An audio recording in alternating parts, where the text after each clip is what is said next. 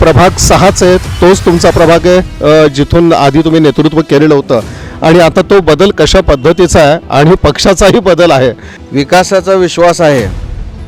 जरी चिन्ह बदललं जरी असलं तरीसुद्धा विजयाचा विश्वास आहे.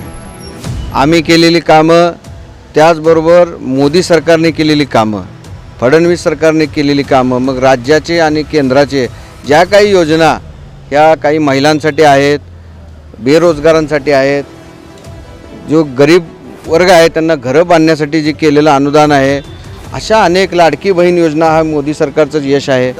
सर्वात जास्त मताधिक्यानं निवडून येणारा जर मतदारसंघ कोणता असेल तो प्रभाग क्रमांक 6चे चारही उमेदवार हे निवडून येतील याची मला विजयाची खात्री आहे. आणि हे स्मार्ट सिटी योजना ही कोणी आणली तर मोदी सरकारनं आणली.